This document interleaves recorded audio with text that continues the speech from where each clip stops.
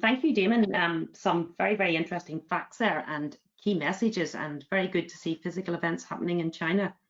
Damon, there's some very big figures in there, and you do paint a picture of a very diverse, growing and complex recycling market in different stages of development.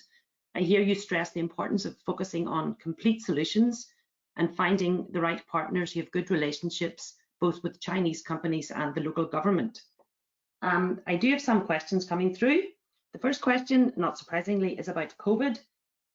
What is the current situation in China with COVID, and is this a good time to make a move in the market? Yeah, I think it's a very good question. I mean, it is very difficult and a challenging year. I mean, yeah, I think China is the first country to recover from the COVID-19 pandemic.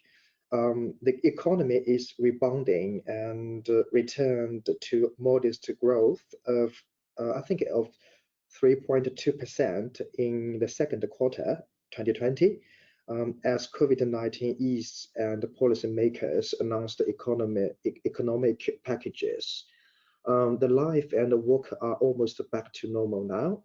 All factories, companies, and offices are allowed to open, and events, exhibitions, and public activities are also approved to take place with masks in place. And people can also go out for entertainment and meeting friends as usual. So in a word, China now is a safe place to do business as everything is back in normal.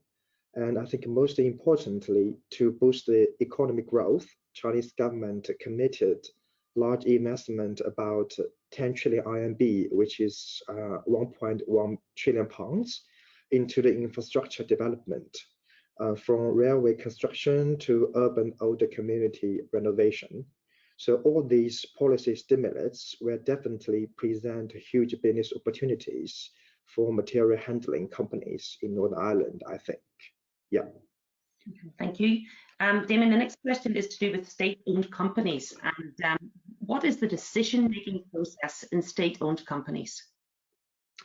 Yeah, I think because for C&D waste projects are kind of the major leading by the state-owned companies. So the decision-making process in state-owned companies are very complicated. It will take much longer time than it will in private companies, as there will be more administrative approvals. Normally, they will firstly review the decision internally, and when it comes to projects or high-value procurement, the proposal will be submitted to parent companies for reviewing and making final decisions. Generally speaking, the complexity of the decision-making process can be influenced by two factors. The first one is the contract value. Different companies may have different decision-making power, but normally contract value of 1 million RMB will need approval from parent company. The second one is the project nature. If the project is classified as a demonstration project or attached with more political importance, the decision-making will be faster. So to conclude, the decision-making process in state-owned companies will be complicated and take a very long time, and it will be influenced by project value and project nature. Yeah. Okay, thank you, Damon. The next question is to do with tariffs. So what are the typical tariff rates for this type of materials handling equipment imported to China? I mean, because speaking of the tariff, because the UK is the most favored country for China, so for all the sorting, screening, crushing, and washing machines, the imported tariff is 5%. 5%. The spare parts should be a bit higher than 5% and should be different for each type. Yeah. Okay, good.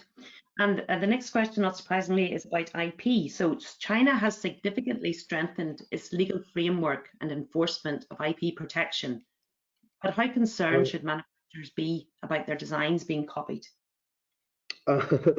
That's a very good question because I think I understand that not just Northern Ireland companies, but all overseas enterprises will have the questions on IP. So the IP environment in China has been improved a lot in the past decades. Um, this is reflected in all the legislation changes, enforcement reform, and the judicial reform. And for instance, in the past 12 months, China has revised its anti-unfair competition law, trade market law, and will also revise copyright law and parent law soon. So basically, all the major legislations governing major IPs, which are trade secret, trademark, patent, copyright, etc., have been revised, and we have seen many positive changes in those revisions. For example, the introduction of punitive damage, increase of statutory damage, the shift of the burden of proof, etc. However, although it has been improved a lot, there are still systematic problems in the system. In many cases, the policy framework or the system itself is not bad, but the sheer volume of the cases makes the enforcement of the policy difficult.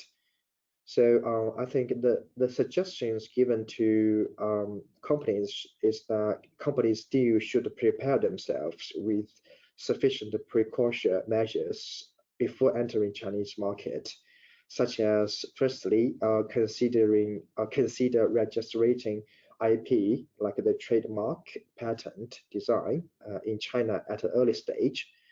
Secondly, use non-disclosure agreement when passing sensitive information to potential partner. Thirdly, ensure contracts with partner include robust and enforceable IP protection clauses. Fourthly, I think should be apply robust trade secret protection internal policy, as well as protection mechanisms.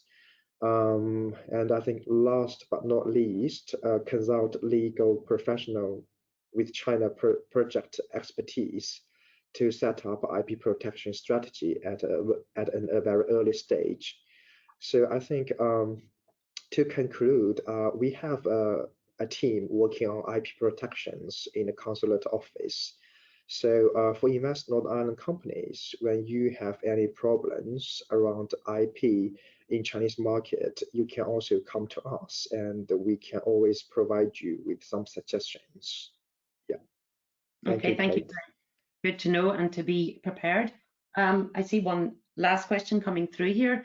To be successful in the market, is it necessary to establish an entity in China? The answer is no, because it is not a necessary thing to set up an entity in China, because it will be a very big move. The suggestion from us is that Northern Ireland companies can start with finding a reliable local partner and distributors in China. There are good examples of Northern Ireland companies doing very successful business alongside their Chinese partners, but it will never be too cautious to select the right and trustworthy partners. And as Northern Ireland's Economy Development Agency, we are always here to support you market entrance and business development. So please stay connected and feel free to come to us for any inquiries, I think. Okay, thank you, Damon. I don't see any other questions coming through, so we're coming to an end of the webinar. So I'd like to thank you all for your attention and to thank Damon for his work with the sector and for his presentation. The final report will be available in mid-September. If you would like to have a copy, you can make an inquiry through your client executive or contact Damon or I. Our details are on the screen. So thank you very much. Please do stay connected and reach out. Enjoy the rest of your day.